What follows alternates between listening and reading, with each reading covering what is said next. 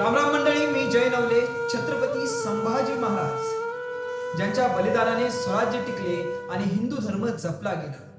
पण गेल्या काही वर्षापासून सोशल मीडियावर एक अत्यंत वादग्रस्त चर्चा पसरवली जात आहे. दावा असा केला जातो की छत्रपती संभाजी महाराजांच्या हत्येचा आनंद साजरा करण्यासाठी गुढीपाडवा साजरा होऊ लागला.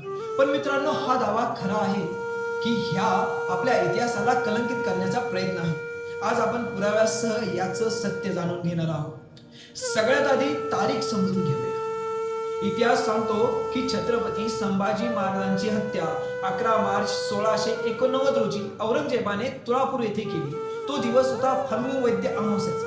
आता नीट लक्ष द्या, गुढीपाडवा हा चैत्र शुद्ध प्रतिपदेला येतो, म्हणजेच अमावस्येनंतर येतो. मग सर्वात महत्वाचे म्हणजे औरंगजेबाचे स्वतःचे जे इतिहासकार होते किंवा त्या काळात भारतात आलेले डच आणि फ्रेंच अधिकाऱ्यांच्या नोंदीमध्ये कुठेही असं लिहिलेलं नाही की मराठ्यांनी त्यांच्या राजाच्या मृत्यूनंतर आनंद साजरा केला. उलट शंभूराजांच्या बलिदानानंतर अख्खा महाराष्ट्र पेटून उठला होता. आनंदाचा प्रश्नच येत नाही. आता आपण पाहूया गुढीपाडवा किती जुना आहे. हा सण संभाजी महाराजांच्या काळापासून सुरू झाला का? तर याचे उत्तर नाही. गुढीपाडवा हा सण 2000 वर्षांहून अधिक काळापासून साजरा केला जात आहे. शालिवाहन शकाची सुरुवात म्हणजेच इसवी सन 78 याच दिवसापासून मानली जाते. इतकंच नाही तर संत ज्ञानेश्वर महाराज आणि संत एकनाथ महाराजांच्या साहित्यात जे संभाजी महाराजांच्या जन्माच्याही कित्येक वर्ष आधीचे आहे, तिथे उभारणीय गुढी आनंदी जाऊ असे स्पष्ट उल्लेख आढळतात. म्हणजेच हा सण प्राचीन काळापासून आपल्या संस्कृतीचा भाग आहे. मग आता हा वाद आला कुठून?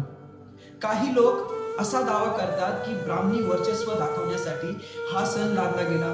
पण मित्रांनो, जर हा सण खरोखरच हत्येचा आनंद साजरा करण्यासाठी असता तर छत्रपती शाहू महाराज किंवा थोरले बाजीराव पेशवे त्यांच्या काळात जेव्हा मराठ्यांचे पूर्ण वर्चस्व होते तेव्हा त्यांनी हा सण बंद का केला नाही?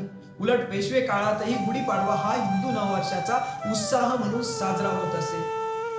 आजही काही लोक गुढीवर उलटा कलश लावून निषेध करतात. खरं तर ते आपल्याच परंपरेचा अपमान करत आहेत, कारण हा सण मुळात हत्येशी संबंधित नाही. थोडक्यात काय तर गुढीपाडवा हा सण हत्येच्या तारखेच्या आधीपासून अस्तित्वात होता.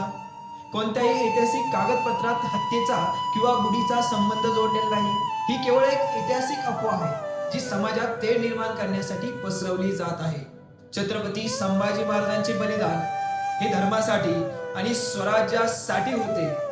अशा महापुरुषांच्या बलिदानाला अशा प्रकारे चुकीच्या वादात ओढणे हे दुर्दैवी आहे. त्यामुळे मित्रांनो, अफवांना बळी पडू नका. आपला खरा इतिहास वाचा आणि अभिमानाने गुढीपाडवा साजरा करा. तुम्हाला हा व्हिडिओ कसा वाटला कमेंटमध्ये नक्की सांगा. मी तुमचा मित्र जय नवले.